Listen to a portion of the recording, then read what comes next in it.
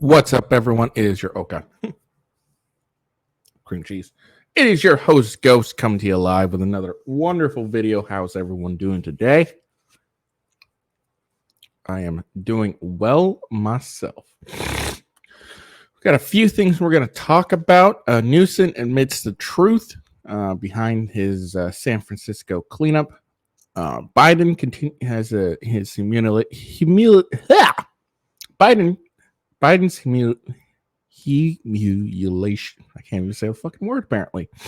Biden has his humiliation continued by both voters and himself. Can't believe it took me forever to say that goddamn word. Apparently, I have issues with it. Anyways, yeah. So there we go. New York is collecting data from via and conducting mass surveillance of social media.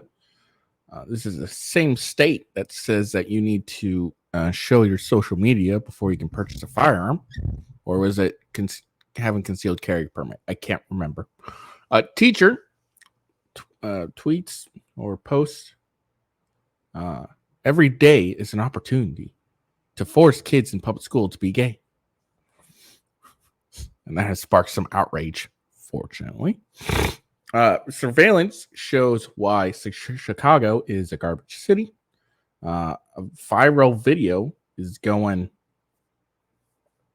on, kind of shows the idiocy of people. Vivek Ramaswamy humiliates Chris Cuomo in an interview. And this wasn't on the agenda, but I saw it last night. Ben Shapiro slams at real Candace Owens, sorry, I'm reading her tag, over her stance on Israel, I think, but could be something else. But yeah, he slams her on something. So, towards the Arab Hamas-Israeli conflict. So that's the topic for the day. The last one might be interesting to see. I didn't watch very much of it.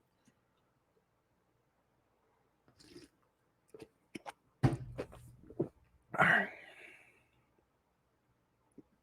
So that's the plan for today. Oh, I forgot to put on my banner. Let me put on my banner. So yeah, follow me on X at officialwghost. Follow me on rumble.com / with ghosts, as well as rumble.com / gaming with ghosts, where I do my gaming channel. I do have a new game coming out this week. It's a Naruto one. I'm gonna get my anime nerd up. But yeah.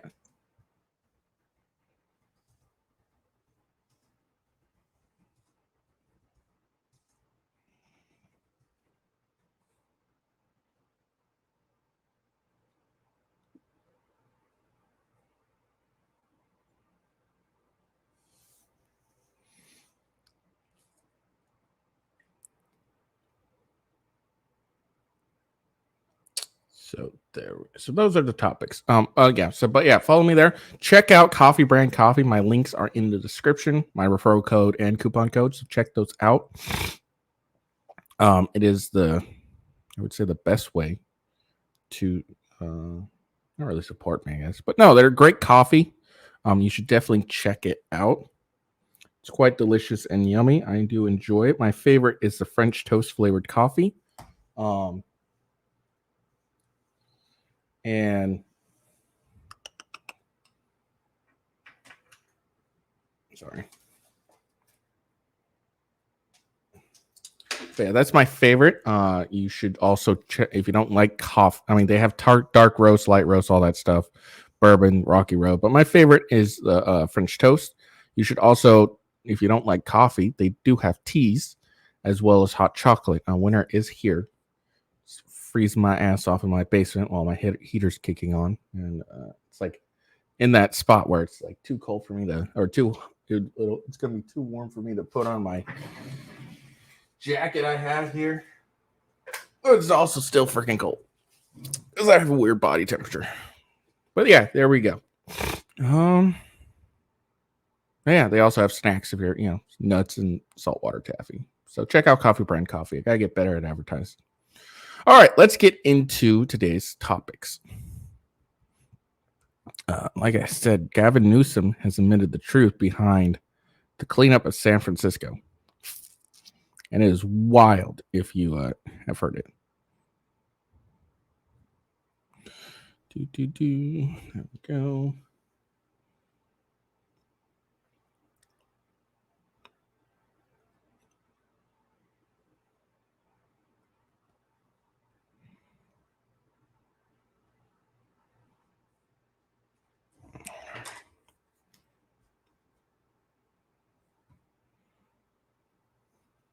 Let's put on my earphones.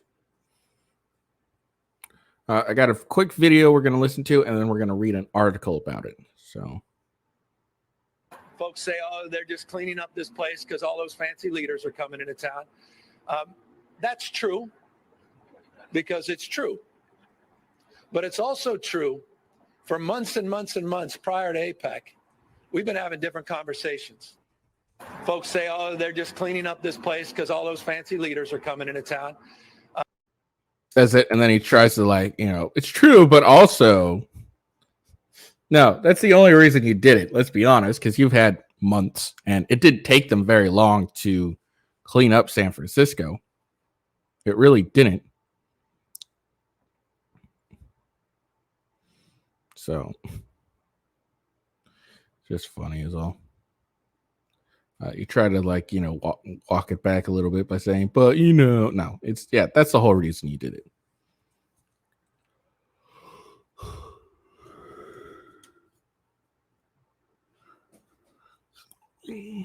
All right.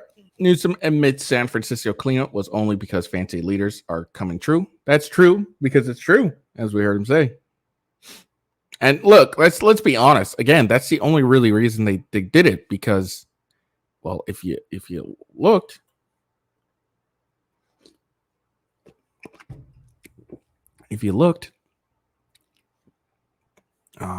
it took them a very small amount of time to clean up San Francisco streets. I don't even remember. It took it was like that instantly. So, all right. So California Governor Gavin Newsom admitted on Thursday that the massive effort to clean up the streets of San Francisco in the lead up to the Asian Pacific Economic Corporation Summit was undertaken simply because world leaders were coming to town. Golden City has been criticized by residents and visitors alike for years now over its rampant homelessness, open-air drug use, and general disarray, problems that Newsom vowed to address for the good of the people.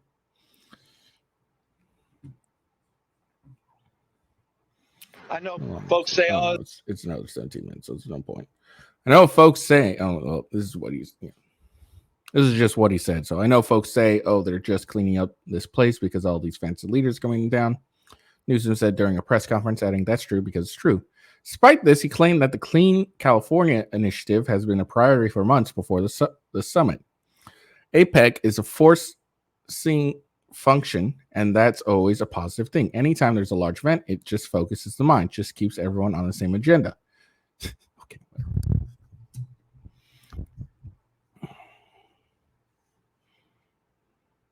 The goal here is that this is not a situational commitment. This is a long-term strategy. It began in July of 2021.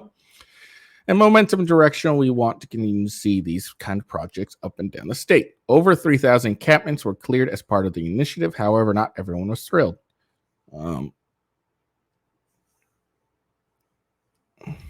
As the Daily Mail reported, the city offered to take homeless people to shelters in the area, but many refused. "We got nowhere to go. They're trying to push us to areas we don't want to go," one man told the outlet, adding, "We got nowhere to go. They're trying to push us in the areas we don't want to go." Oh, then why are you fucking homeless, you fucking lazy bum? And probably druggy too. Lazy bum and druggy. I have no sympathy for homeless people for the most part. Apex Summit is taking place in San Francisco between November 11th and 17th. Nearly done then. During During that time, the city will play host to a number of world leaders, including Chinese President Xi Jinping, as well as 2,000 other visitors. So there we go. Yeah, no, this hasn't really been a focus in his mind. Let's be honest, because, like I said, it took him a couple days before they all cleaned it up. So, I mean, has it really been a priority, Newsom? No. All right. So that's all on the Newsom thing. Nothing of very interest. And oops, there we go. Yeah, nothing of real interest. I mean, he just admits the quiet part out loud, like he does several times. Yeah, he only cleaned it because of it'll be an SC, maybe a day or so later after the summit's over with. After all the leaders gone, it'll be dirty again. Like, let's be honest. Whenever places like this do any type of like mass cleaning of homeless people, it always gets reinfected because they don't keep up on it. All right. But yeah, that's all on Newsom. Nothing of real interest there because Newsom's just a bullshitter. Although Vivek says Vivek's wondering if he's going to end up being the GOP or Democratic candidate, which was really funny. Because Vivek said the quiet part out loud. He called Biden a puppet president, and to like have Democrats be honest about who's actually going to be the candidate. Oh, that was funny. All right. So, Latino voters warned Biden that life was better under Trump. Lot of frustration. So,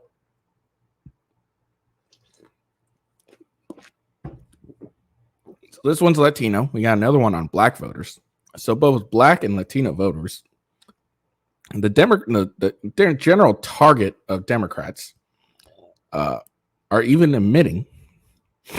I mean, this was obvious from the get-go. I mean, because Trump had the largest support of Latino and blacks than any Republican in a long time. Maybe even history. I can't remember. He had a lot, far more support. So it doesn't really. Oh, by the way, for Newsom, that's for you, buddy. Anyways, for Biden, that's for you too. All right. So Latino voters warned Biden that life was better under Trump. Lot of frustration. When Trump was president, we didn't have high gas prices and food inflation. One Latino voter said, yeah, remember like in the midst of COVID, gas was $2. I know because I was still working, fortunately. And yeah, gas was like $2. Like I even like using like, like some places have like you can get points if you shop there and it can lower your gas even more. I got it down to like $1.50, I think. Fuck, man. $1.50 for gas. You know how crazy that was? Latino voters took Biden to task for making life more difficult for workers due to high gas, food, and inflation in recent CNN segments.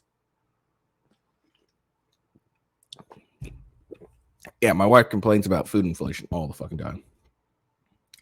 I work 3 jobs, Gabriel Martinez, a Georgia voter, told CNN anchor Miguel Marquez. Andres Pera, that's a weird quote, just ran, okay. Andres Pera, the program manager of the Galileo Impact Fund, said the voters were up for the grabs by both parties in the upcoming 2024 presidential election.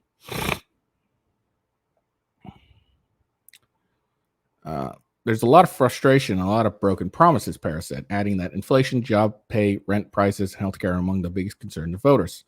Another voters, Juan Jose Patillo, said that work is the biggest concern for voters in Georgia.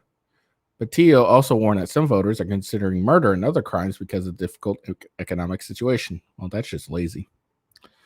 Juan Manuel Ferreira Zamora spoke on the concerns of the Latin community. When Trump was president, we didn't have high gas prices and food inflation, Zamora said. This is the truth. Yeah, it's absolutely the truth. Biden advisors have defended the president's economic record and attacked former President Donald Trump for economic difficulty. Look, let's be honest. It does not matter what the previous administration did, really, if it, it doesn't really matter because no matter what, the people are just going to blame the current administration. Like Donald Trump could have been like shit and whatever, but people probably would still blame Biden for this these economic difficulties, this current one. And what has the president really done? Everything's gone up since he's been in office. When Trump was in, everything went down a lot, like a lot. And this is the good thing about, like, I mean, honestly, I wish we just kept on with the President Trump, but this is kind of a good thing going on with a President Trump and then a Biden, because you get to, like, not many people really, I mean, because normally it takes like 8 years, people forget all that shit. So this is just a big old eye opening. Like, you get 4 years of Trump, everything was pretty Gucci, like everything was pretty good. Let's admit, like, gases were we had a guy in the White House that said a lot of shit on Twitter, mouthed off, didn't really respect reporters, called them clowns, blah, blah, blah, blah, blah, blah, blah. But gas price was down, food was down, taxes were cut. There was no war. We have 2 wars going on right now. We didn't have a single one going on with Trump. Like, it's just a vast difference between Biden and the Biden presidency and the Trump presidency. And anyone with half a mind can admit, any honest person can admit that things were a lot better under Trump, just for the average person. Okay. Like, anyone who wants to truly be honest can admit that. All right. The Biden-Harris campaign communications director argued that a brick wall of MAGA extremists has contributed to Americans struggling financially and working multiple jobs to make ends meet. And again, like I said, no one really cares. They're going to blame the current problems on the current administration because it is your fault. Also, it's been almost 4 years at this point.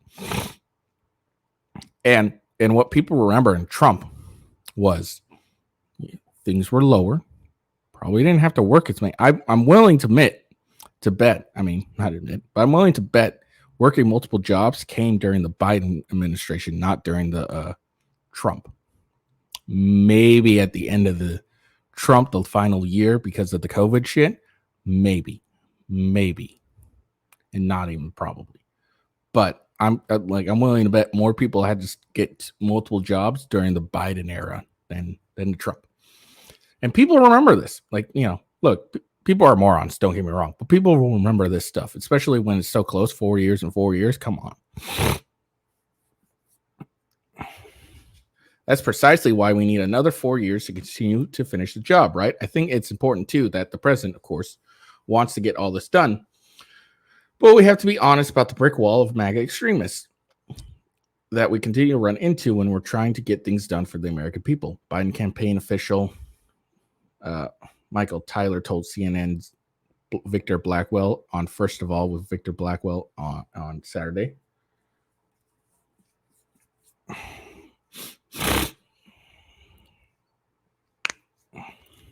Biden's political opponents have also criticized his track record on the economy.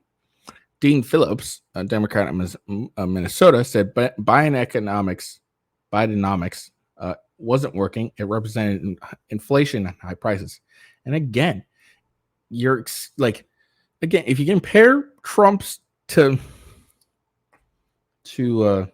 Biden, like, you don't get, you're not gonna, not the average person isn't gonna really care why. They just care that the fact that gas was $2, there were no wars. My job went a lot, my money went a lot further.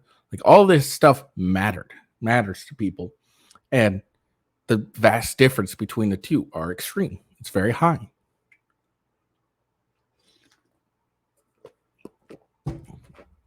There's a reason why Biden has such a low approval rating. Bidenomics is not working. It's actually the opposite.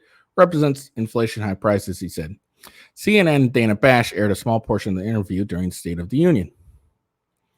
I respect the president. I want to be very clear. He's a good man. He saved this country. How? Phillips continues, I think in 2020, he's probably the only Democrat who could have beaten Donald Trump. Cheated. I think in 2024, he may be among the only ones that will lose to him, and that's why I'm doing this. Phillips said during the interview with CNN Cassie Hunt in New Hampshire, Biden's communications team did not respond for a request for comment from Fox News Digital. So there you go. Biden's losing and continue his humiliation with Latino voters. Now let's see what black voters have to say about our illustrious president. Black voters say that they're turning away from weak Biden in 2024. He didn't change anything. Of course he didn't. He's a puppet, remember? Vivek said the loud part and this quiet part out loud. This is a huge problem. One battleground state Democrat confessed of Biden losing black voters. Black voters may be abandoning President Biden in 2024, leaving some Democratic strategists extremely concerned. A new report from the Wall Street Journal claims. New York Times /CNN college poll this month raised alarm bells for Democrats after it found that Trump had reached an unprecedented level of support from black voters in battleground states that President Biden won in 2020. Black voters in Nevada, Georgia, Arizona, Michigan, Pennsylvania, Wisconsin are now registering 22% support for Biden or for Trump, up from 8% in 2020. Some black voters in Philadelphia, Pennsylvania say that the WSJ they were frustrated by how Biden has handled the economy and won't be voting for him again. He's a weak man. He's an old man. Diallo, 60 said about Biden. He didn't change anything. Of course he didn't. The Democrat from the Southwest Philadelphia said he would vote for Trump in a Trump-Biden rematch. A mother from North Philadelphia, working 2 jobs to make ends meet, also described feeling let down by the president. I really did think he was going to help people in my situation, Michelle 46 said. It's like all of them talk a good game until they get elected, except Trump. Trump talked a good game and followed through. That's the biggest thing that Biden has going against him when it comes coming up to Trump. Is Trump follows through. Like everything a lot of what he said he was going to do, he did. And that's been a big issue with a lot of presidents and, people running for office. They say they're going to do something and they never really do it. A lot of what Trump said he was going to do, he did. Like he really did do it. So, I mean, whether you hate him or not, you can at least, if you're an honest person, admit that he did do what he said he was going to do. And you got to respect the man.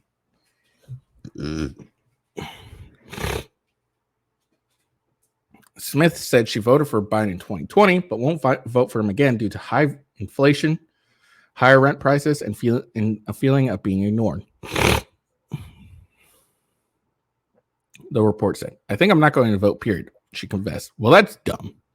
Look, if you're going to vote, and you have to vote between the person that things were fairly good under and the person where things are pretty bad over, you should vote for the person that things were pretty good under. Like, regardless of whether you like the guy or not. This isn't really a popularity contest. It's about who did a good job. We can compare who did a good job, Biden or Trump. It's 100% Trump. Let's be honest. So this whole I'm not going to vote period is dumb. You're not, contribute to the success of the Trump campaign.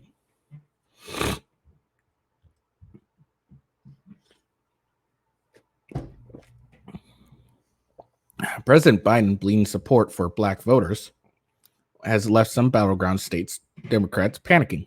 I am absolutely concerned. Frankly, I'm extremely concerned. One elected Democrat said in the report, this is a huge problem. A poll from May showed only 41% of black adults said they wanted Biden to run for a second term, and just 55% said they would likely support him in the general election.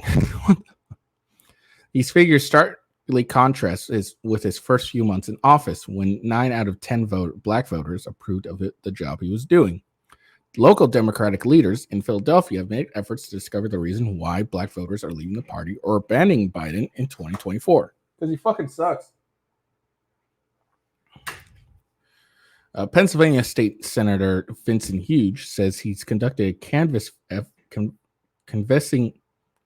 effort to reach out to the 25,000 low turnout voters in his district to see why they aren't interested in voting. He told the WSJ he's trying to encourage black voters to see the glass as half full instead of half empty under Biden. Now, look, again, this is what people care about. Their money actually meaning something. Their gas prices being low so they can get to work, their cost of food, and I already said that. So, these are things people care about. And when things like this suck, you're going to have some issues, dude. People feeling crummy just in general, not just with voting. Part of my responsibility is to be more encouraging to the folks that feel like the glass is half empty, when in many respects, the glass is half full. He said it in the report. No, it's half empty. Let's be honest. Biden's deputy campaign manager, Quentin Fultz, said the president's re-election campaign was making an early investment into the black communities than has ever been done before, and was making a concerted effort to attract voters to Biden rather than just boost turnout. Biden campaign did not immediately respond to a request for comment.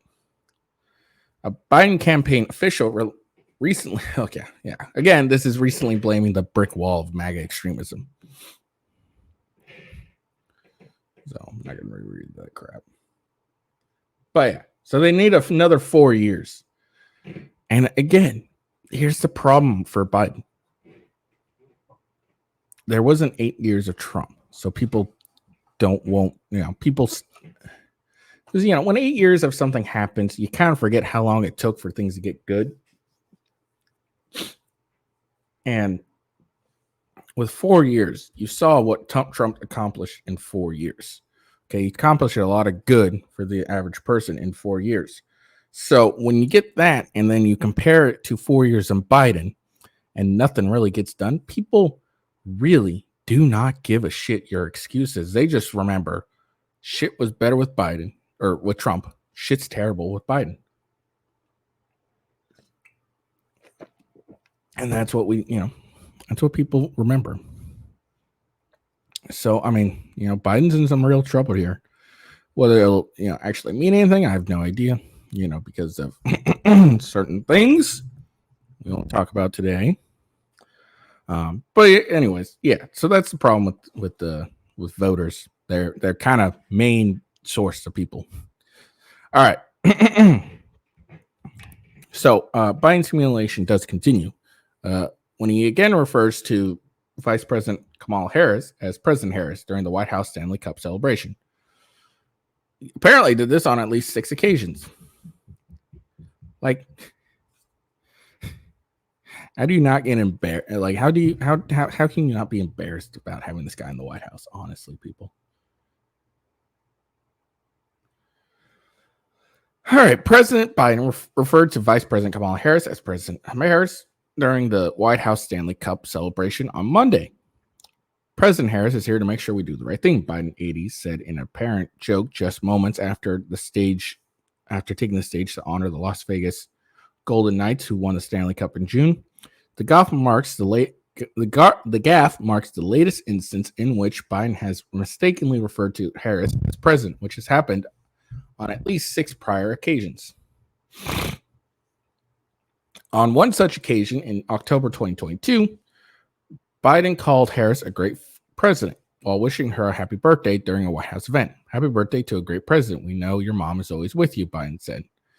He called her President Harris during remarks in South Carolina in 2021, and he did so at another event earlier that year in January. In March 2022, he also called Harris the First Lady while talking to reporters. Biden, who turns 81 on November 20th, is the oldest person to ever serve as president. If elected to a second term, he would be 82 on Inauguration Day, 86 upon leaving office. These are important numbers to think of. Harris, 59, has frequently defended Biden over concerns over his age, including from within their own party. Last month, she told 60 Minutes that Joe Biden is very much alive and running for re-election. It's a bad idea. So there you go. He keeps humiliating himself. This time, he mistakenly calls her. I don't understand how he could fuck that up.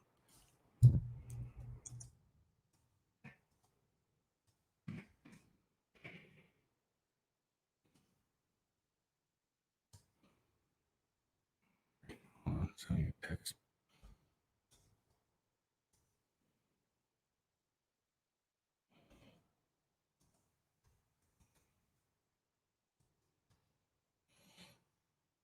All right. So yeah. Keeps calling her fucking. I don't understand how you could fuck that up unless you're senile. All right. So apparently, New York State will now collect data and conduct massive surveillance of social media. Re-education camps are coming. Oh, here we come. This is from End Wokeness.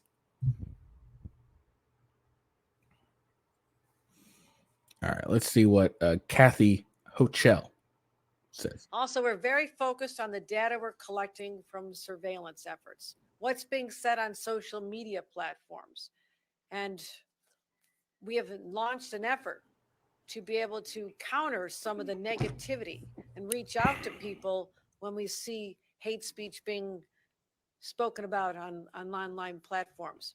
Our media analysis, our social media analysis unit has ramped up its monitoring of sites to catch incitement to violence, direct threats to others.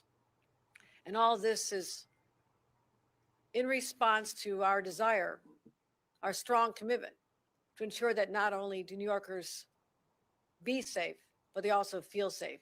Because personal security is about everything for them.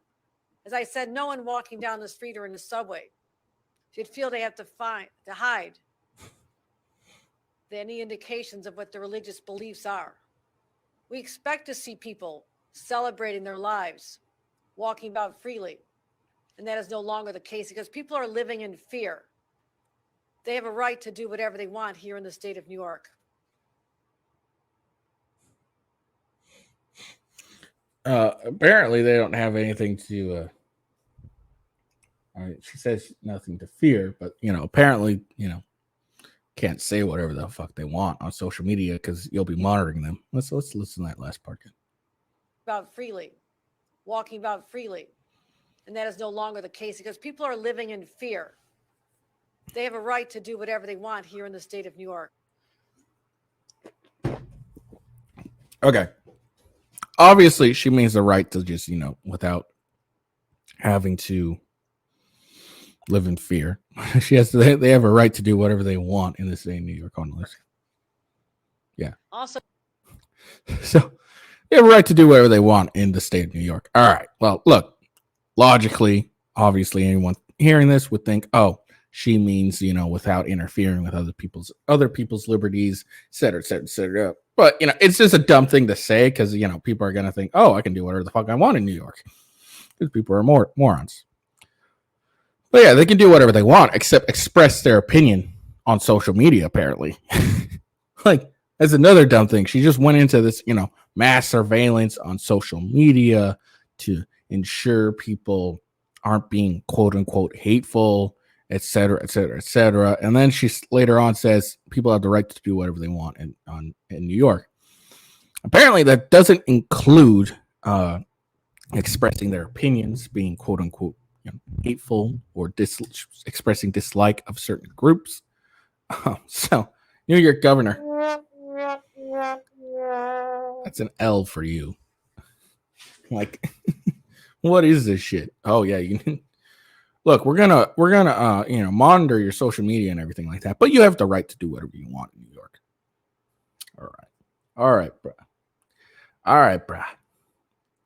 So there you go. So New York, apparently re-education camps are going to be coming here.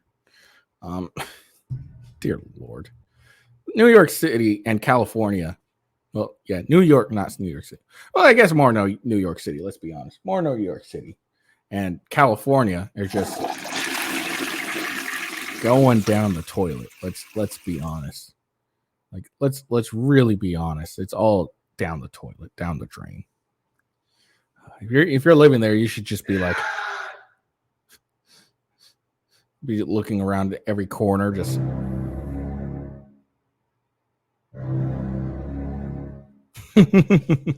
Worry about danger at every turn. Sorry, I'm having fun with my stream deck because I finally got it working after fucking months. All right. So now we're gonna check this out. This isn't anything up here. This isn't anything, but I got a couple articles about this broad. So this is an actual elementary school teacher. I have confirmed this because I've looked her up and I have some news articles about her. So we will watch it.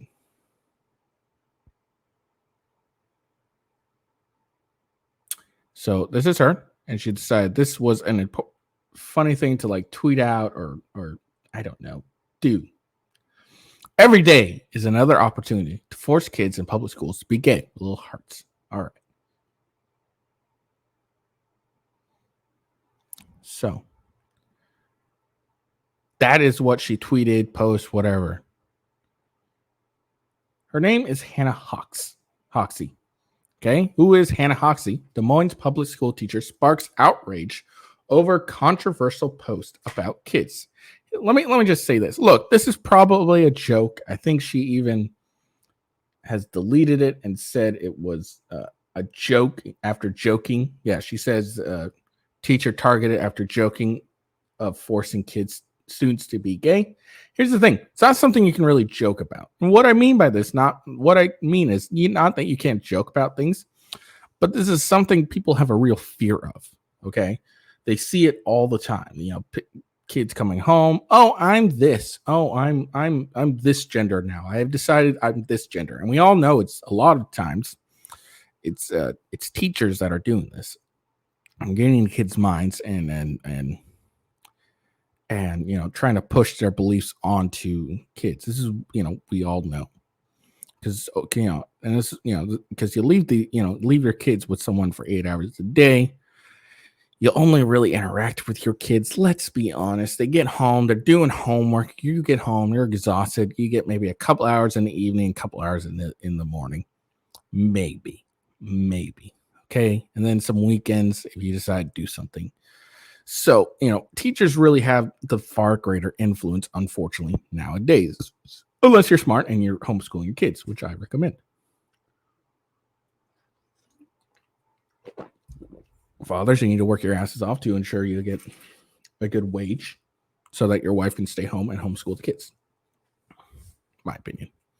So anyways, but this is a real fear that people are having. So while yes, joking's okay, coming from an elementary school teacher, it's not something you should really intelligently joke about because people have real fear about this because we are seeing it everywhere. Generally over transgender, but the gay stuff too. All right, so her name's Hannah Hoxie. I have no problem calling her out because although she claims it's a joke, I don't think she was actually joking. Just no. All right, Hannah Hoxie, an elementary school teacher at Des Moines Public School, is under fire over a controversial social media post referencing students. The recent post featuring Hoxie, a Monroe elementary school teacher, wearing a pro-LGBTQ shirt, alongside a caption, "Every day is an opportunity to force kids in public schools to be gay." That's another thing, to force kids in public school to be gay. It has nothing, probably better would be to help kids in public schools that are gay. Probably would have been a better quote. Netsins, I have no idea what that means, found the post to be in poor taste despite Hoxie insisting it was in jest. Okay. In the wake of the criticism over the conservative social media users, Hoxie deleted her post alongside her Facebook and Twitter accounts as Netsians began trolling her online. Meanwhile, in the wake of the controversy, the calls to fire Hannah Hoxie have intensified. Netsians targeted Des Moines. What the fuck is this Netsians things? Hold on. I gotta look this up because I have no idea what this fucking word is.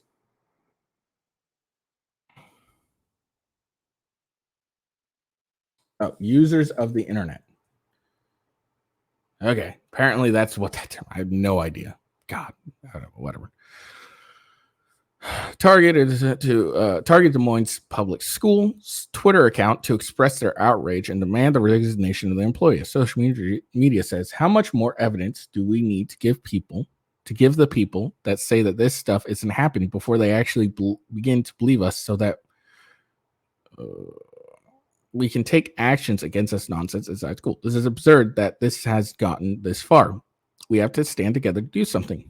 Several echo the statement on X, formerly known as Twitter. On the heels of the backlash, Des Moines Public Schools turned off comments on X and deleted Hoxie's profile on their website.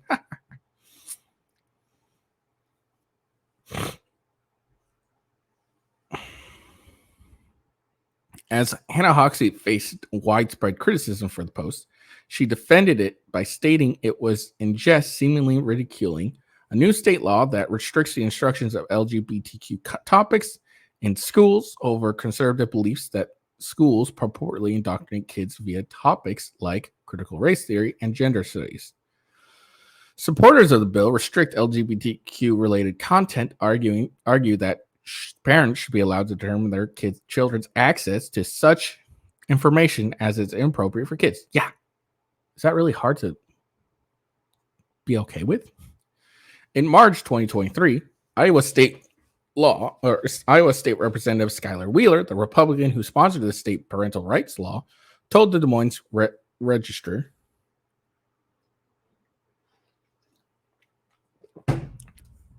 parents deserve the first say on when and how certain social topics are introduced to their children. Parents should be able to send their children to school and trust they're being educated, not indoctrinated. Yeah, absolutely. Like, look, like schools have become more indoctrination than actual educational. I mean, gender studies, critical race theory, these aren't things that are important. Okay. Math, history, even current history. You can talk about current, events and shit like that. That's fine. But math, English, history, mechanics, shit like that, that's far more important than gender studies and critical race theory. Let colleges deal with that crap, because then it's voluntary, or it's the students are actually choosing to do this, because most of the time you get these, you got to take one or you get in trouble or some shit. Or okay, that's not accurate, but you know what I mean. Like, you kind of get to choose, but you don't really, because you got to have a certain amount. At least in college, you can pay for it, and instead of just trying to get it to, I don't know, it's dumb. All right. Meanwhile, Becky Pringle, the president of the National Education Association, the largest labor union in the country, says the laws have created a culture of fear among teachers across the country. Good, he told NBC News. We are in a moment where our students are under assault, our teachers and other educators are under assault, parents are under assault, people are afraid. They're afraid for their livelihood. They're afraid for their lives. How about this? You go to school. We go back to the old days. Teachers don't talk about their politics, their sexuality, their lives outside of work, and their religion, their beliefs, their politics, whatever. And they just focus on education. You don't have to worry about your livelihood because you're just doing what it says in the book. You're not talking about this crap that you don't need to talk about with students. You're not talking about your personal lives, how much good dick you sucked, or how much good dick you took in, or how much, cunt you scissored, or whatever. Okay, you don't have to talk about any of that. You just need to go to school and teach people. That's all you got to do. Okay, this is math. 2 + 2 is 4. 3 + 3 is 6. 9 + 4 is 32. Okay, English. This is where you use a. This is where you use and. This is where you use they. This is where you use they are. This is where you use their. The possessive. This is where you say there. The location or whatever over there. History. This was our history. Okay. Mechanics is how you fix something. Instead of critical race theory, gender studies, how would we have, how to do your taxes? Okay. Job interview. Shit of that nature.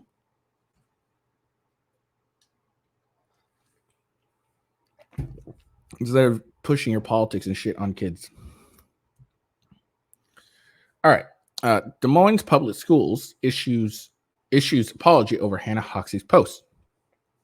Superintendent of Des Moines Public Schools apologized for a social media post from Hannah Hoxie. While the school did not name the teachers, they said it was wrong for an educator to make the post. The superintendent, Dr. Ian Roberts, said, "It shouldn't be needed said, but perhaps it must. Our school and teachers are focused on providing a quality education to our students, which does not include encouraging or forcing any student to identify with any specific sexual orientation." The school refused to disclose further details about the teacher, stating there has been threats of violence against the employee. Now, look, that's not okay. You shouldn't be threatening an employee. Look, all right, despite what I said, look, she honestly was probably just trying to make a joke of things. It's not a smart thing to do, is the thing. It wasn't a very intelligent thing to do, to make a joke out of this, because this is a real fear a lot of people have. Okay, and it's a very valid fear. Because of all the crap that we're going through nowadays with transgender shit and everything. All right.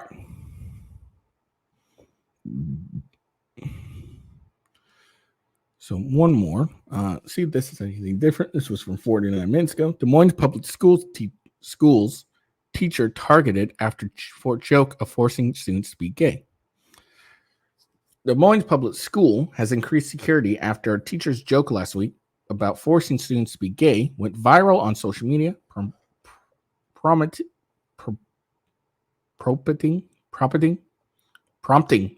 fucking hell, I can't believe, a barrage of complaints and threats. All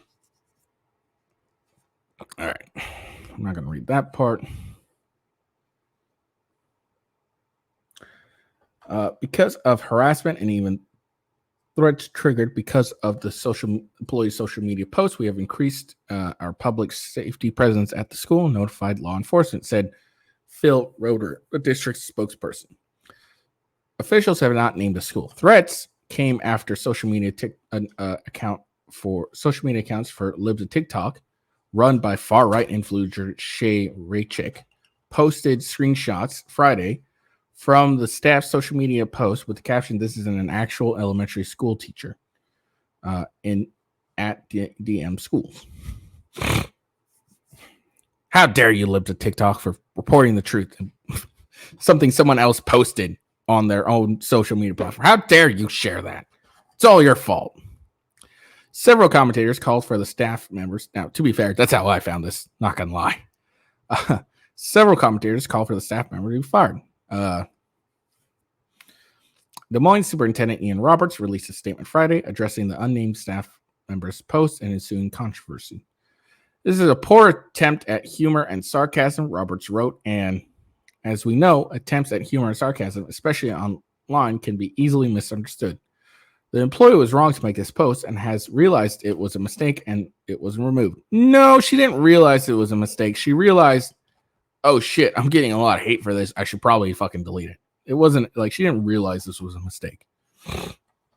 And again, we shouldn't be, people shouldn't be targeting and, threatening someone over a post and everything like that. But look, it was a very poor, joke.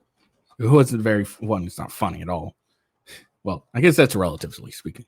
But one, it's something that people have real fear of, and it's not a good idea. A district personnel office has been tasked with working with this employee. It shouldn't be needed said, but perhaps it must. Our school. Okay, I already read this. The Des Moines Education Association declined to comment on the situation because it is a personal matter, instead referring to the Des Moines Register to Robert's statement. District officials said they're taking the ongoing harassment generated by the Libs of TikTok post seriously. Okay, let's be honest. It's not the Libs of TikTok post. It's the teacher's own post that was, I guess you could say, retweeted by Libs of TikTok. Yes, Libs of TikTok has a far-reaching, like a far greater reach, but it's not. It's Libs of TikTok Libs of TikTok for showing the post that the teacher like that Hannah Hoxie did herself. From staffing to technology training, DMPS invests a great deal of resources to ensure the safety and well-being of our students and staff. In this situation, we are not taking anything for granted in light of the well-documented disruption this anti-LGBT group has triggered elsewhere. Oh my God, around the country. Now, look, I don't know her views on this. Shia Raychick or whatever lives at TikTok. I don't know her views on this. I don't think she's anti-LGBTQ. I think she's more pushing in kids' faces. I think she's probably far more that than actually anti-LGBTQ. I could be wrong, but I don't think she's anti-LGBTQ. You know, I don't think she's anti them. She's more, hey, maybe just leave the kids alone and let them be kids instead of trying to push that shit in front of them. And then also, you know, posting the ridiculous things they say themselves without being prompted to.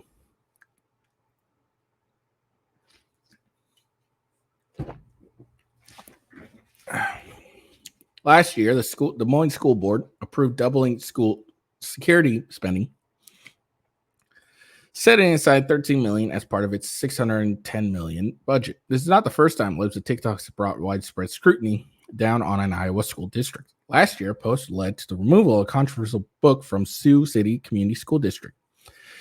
In 2022, the social media account released pictures and videos from an unauthorized drag show at Anke High School. So they did an unauthorized drag show at a school, and God, it's apparently her fault.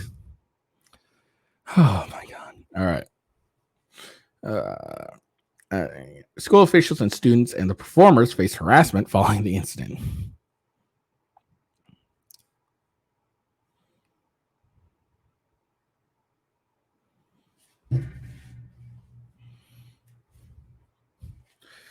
One of our school employees made a social media post with a photo and caption that read, "Every day is another opportunity to force kids in public schools to be gay." This is a poor town. Okay, I want to be clear. All right. Want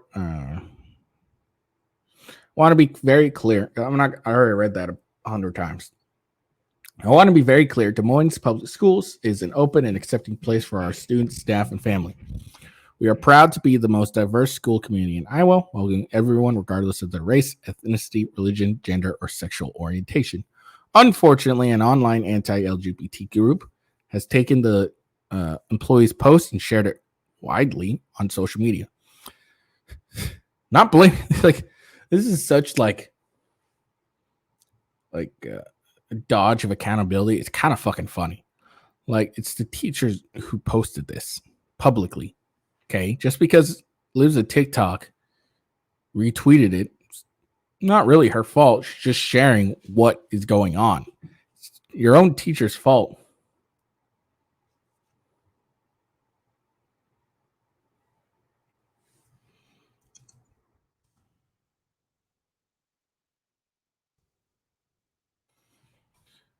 It's not her fault. Like, that's all I'm trying to say. It's Hannah Hoxie's fault. This has created countless and unnecessary disruptions, including harassments and even threats. Now, again, threats aren't okay towards this employee and others within the district. This shouldn't need to be said. Okay, so there you go.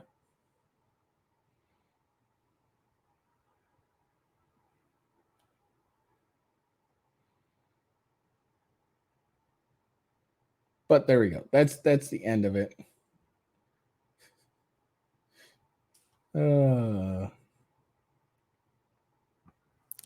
Blaming the Libs of TikTok for something your teacher did or your own employee did. Like, no one put a gun to her head and say, "Make this post."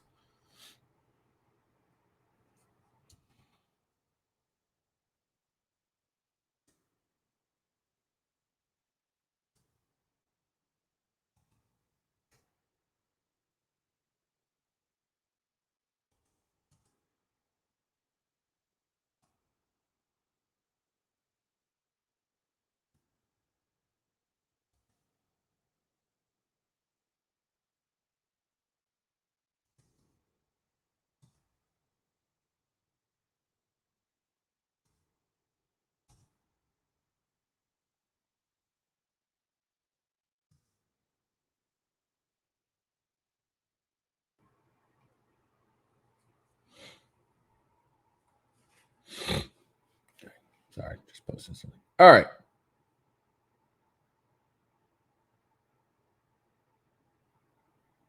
So there we go.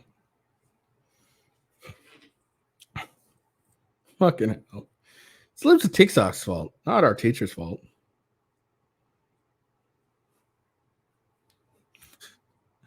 What a fail on you, whatever it's called, Des Moines Public Schools. All right, Chicago's a garbage city.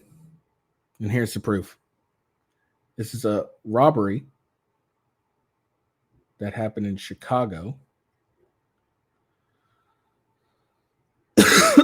Chicago driveway.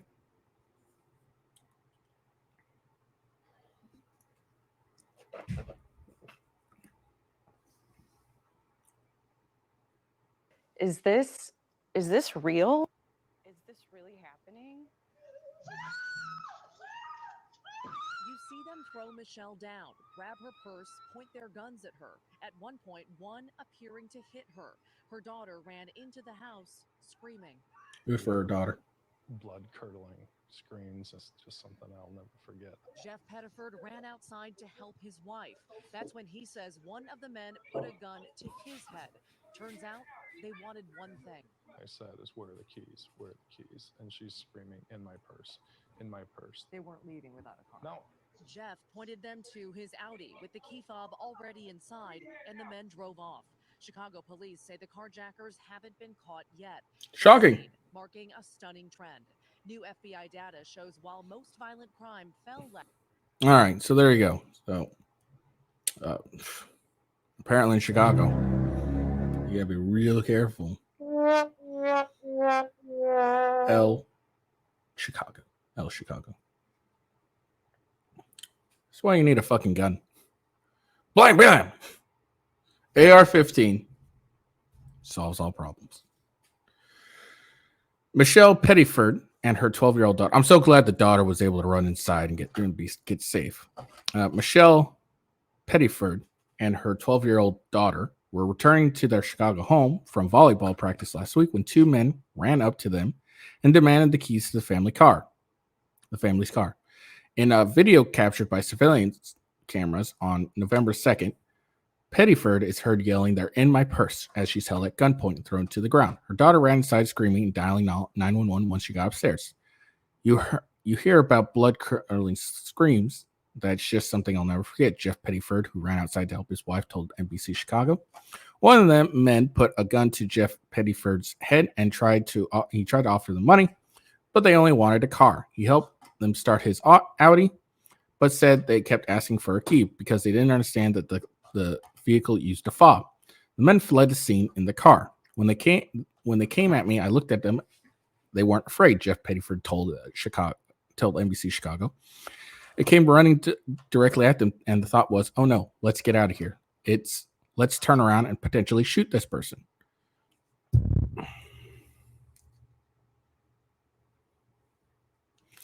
Chicago Police Department said that they recovered the car in South Crandon on Wednesday, around 8 miles from the Pettiford's Beverly property. 24-year-old. Yeah. So let me, before I continue on. Yeah. Of course they weren't afraid. They have guns. You're unarmed. Why the fuck would they be afraid of you? Like, let's keep it a stack. Okay. You come back. If you came out and you had your gun, you're pointing it at their fucking faces, I bet they're going to be pissing their pants scared shitless. Okay.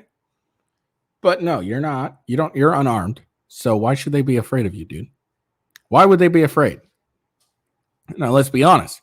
You come out with a shotgun, AR-15 gun of your own, they're probably going to be pissing their pants. But don't let them see you, because then they have a chance to shoot at you.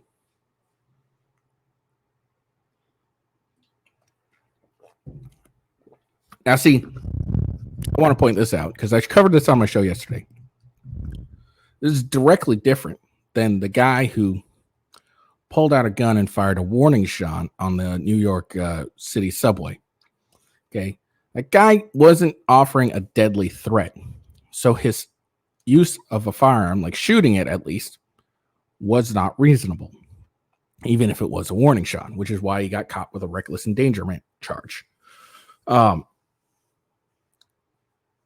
These guys, on the other hand, they have guns. They're pointing at his wife. If he went out, aimed an AR-15 or a gun, preferably an AR-15, and shot and killed one or both of them, it's 100% justified. They're already pointing a gun at his wife. That is automatic. And the second you point a gun at someone, it's automatically assumed it's a deadly threat. Okay, it's assumed, you can reasonably assume they're going to shoot whoever they're pointing the gun at. So you can reasonably use self-defense. So if he came out and shot these fuckers, well, then guess what? Self-defense. But Chicago has the strictest gun laws. But guess what? They have the strictest gun laws. But they have the highest crime in the city, in their cities. Or in the city. In their city. Chicago's a city. Sorry. So, anyways, continue. They recovered the car. A 24-year-old woman was placed in custody for misdemeanor trespassing after she was found inside the car. Police said that they are still looking for the two suspects.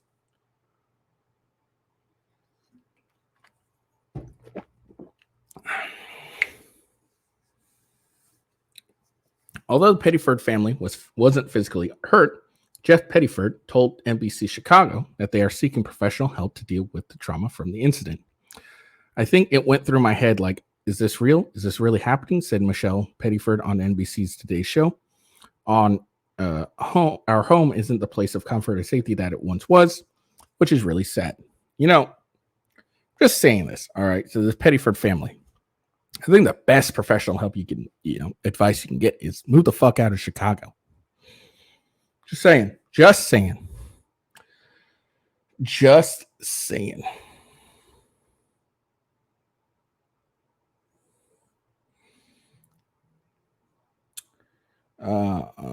Okay. According to the FBI 2022 crime report, carjackings increased by 8% from the previous year, and nearly 90% of the incidents involve a weapon, probably. Bayford family carjack comes just weeks after Texas Representative Henry Keeler was carjacked at gunpoint at a mile from the nation's capital. Okay, not sure how that's relevant to Chicago, but okay, whatever. All right, there we go. Speaking of guns, this video is going viral as well. Now, I would like to preface this by saying they are not real.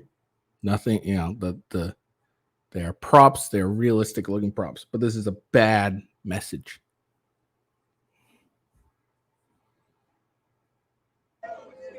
No smoke, no smoke. King! Yeah! Yeah!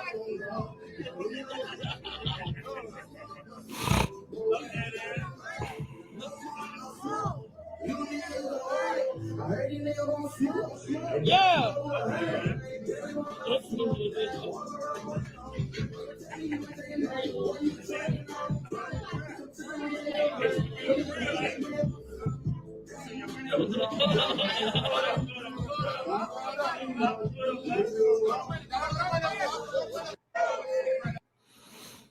So,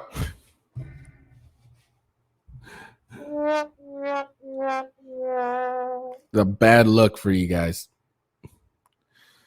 Look, okay, look, it's a party. Yeah, these are fake and everything like that. I get that, but it's a desensitization of a deadly weapon. And that's the problem. They're here dancing, got the gun, no trigger discipline, pointing at people, trying to be like hip hop stars or some shit like that.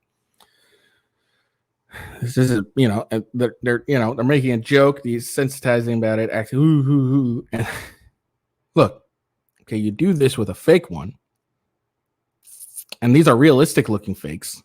Kid might, these kids one day might pick up a real one, think the same thing, and accidentally shoot someone. That's the real concern here. They're listening to hip hop music, mimicking the hip hop shit and all that stuff. This is a problem. This is a problem in the black community. They listen to a vast majority of hip hop. I mean, this guy even says, Jason Whitlock, hip hop is poison. We're feeding children poison, presenting its culture. It's black people, black community. I mean, they like hip hop. Nothing wrong with that. But, it does show, It's not. I mean, come on, watch a hip hop video. You know what I'm saying here. And this is what it is. They're dancing, hip hop. Ooh. It's just dumb. Like, also, what happened to a normal kid's birthday party where pinata? You have money to buy like a fake prop gun, realistic one, probably pretty penny.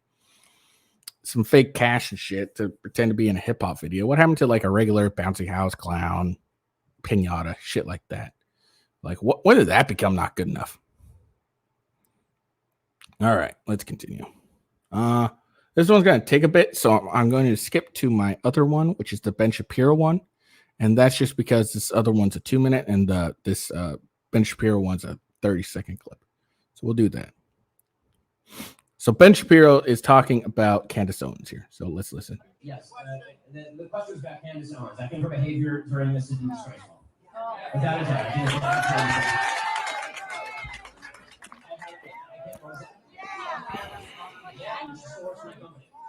I think she's been absolutely disgraceful. I think that her faux sophistication. Hold on. I have no idea what you said there. I think that her faux sophistication on these particular issues has been ridiculous. It's not faux sophistication, it's ridiculous. Everybody can see the moves that she's making and the things that she's saying, and I find them disreputable. So there you go. So should Candace Owens be worried about her contract not being renewed by the Daily Water? Maybe. I don't know what she's been saying about the Israeli-Hamas conflict. I really have no idea.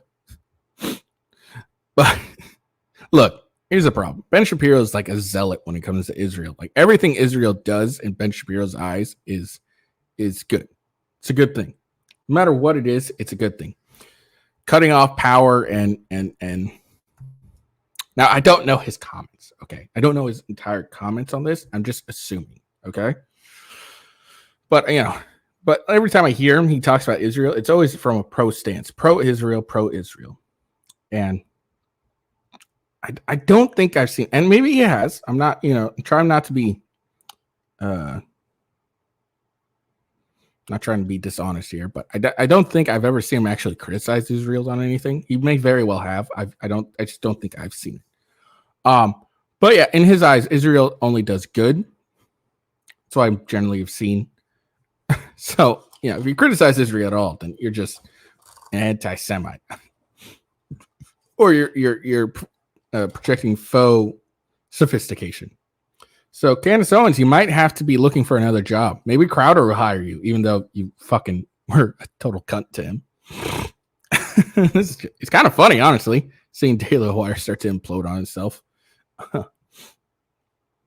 Apparently, you're not allowed to disagree with with people. Well, I mean, that's par for the course, really.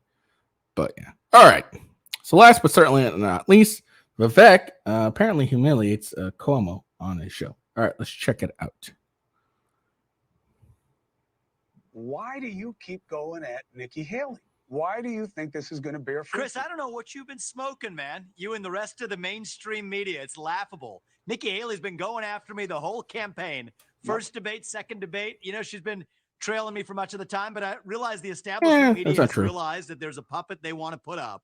I'm not playing that game. The grassroots of this country know they want a leader who isn't going to send us, our sons and daughters, to go die in foreign wars that racked up $7 trillion in debt. Dick Cheney 2.0 is taking over the GOP. Problem is, hey, Vivek. It's Dick Cheney in 6-inch heels. Honor your insults, motherfucker. the Democratic establishment media is now rooting for war too. I'm the only candidate speaking for a true America First agenda on that debate stage, and I think we're going to be successful. Vivek, how are you going to bring people together when you just put together a tapestry of conspiracies? You know that I'm not pitching anything about Chris, Nikki what are Haley. you She talking won't even come on my show. There's no tapestry. She won't even come on my show. Tapestry what are you talking about, Pepe? I'm sure she doesn't. Hold on a second. I let you put it out there, and now I get to finish smoking, and now I get to answer, which is, this is what the media is doing, is putting up Nikki Haley against me because they know I'm the real deal. Please. She hasn't even been on my show. I'm just watching you get slapped around by her. What? Well, oh, come on. No, he's been, okay, Vivek has been owning her left and right. That last debate, he He kicked her fucking ass. Anyone who thinks otherwise is a fucking idiot. He slammed her with a Dick Cheney in 6-inch heels. He then called her out on her, ban TikTok when her own daughter's on TikTok, which, look, you can't control your kids like 100%. I think her kid may be like 18 or something, but you can't really control your kids. They're going to do what they want. But there's a certain hypocrisy to it, and that's what he called out. And then she got all triggered about it, and she's like, keep my daughter's name out your damn mouth. She almost Will Smith his ass on stage. So, like, let's be honest, all right? She hasn't really been owning. He's been owning her. And I'm wondering what your strategy is. The fact of the matter is, Chris, my strategy is calling out the mainstream media like I did to Kristen Welker at the start of that debate. I asked her about the Trump-Russia collusion hoax, told her to look the audience in the eye and apologize to them. Just like I'll tell you, you're part of the mainstream media despite pretending like you're not. Look the audience in the eye and tell them how you covered for your brother. For all that happened. I'm part of the mainstream media. Hey, listen. And you play the same games that the rest of the mainstream media does. Take care of You're your doing family? it tonight. That's fine. You have been What? playing for your brother. You have been playing a game. You were kicked off there on CNN. So of course I helped my brother. Yeah, of course I do. And you know what? That's been journalistic standards that have now been failed, not just by you, but by every member of the broken political media. So yes, it is going to take an outsider to call it out.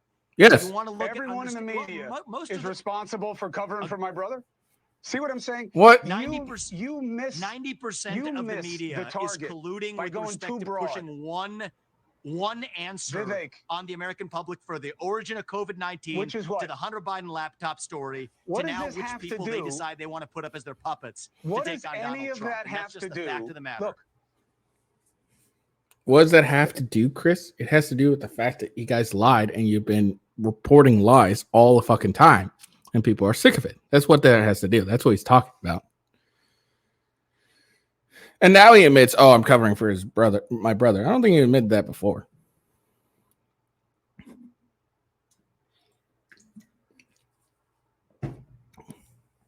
Look, I like Vivek. I think he did great on the last GOP debate. He really owned Nikki Haley.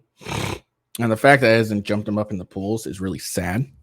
And honestly, it's just because Nikki Haley's a woman, in my opinion, is the reason they didn't jump in. If he did that to fucking DeSantis and owned DeSantis as hard as he did Nikki Haley, DeSantis would have lost a few points and Vivek would have gained a few.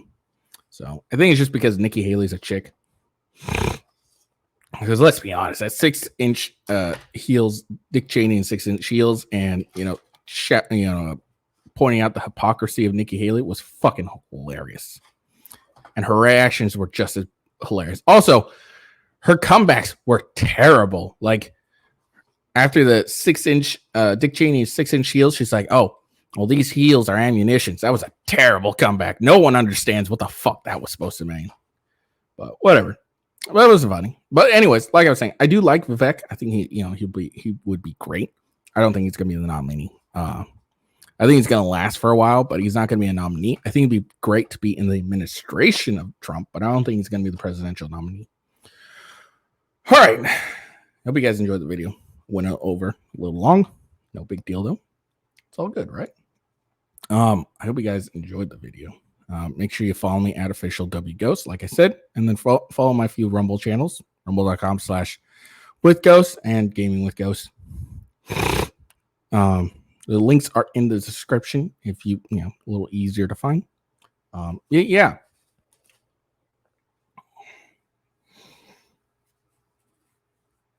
Oh, sorry.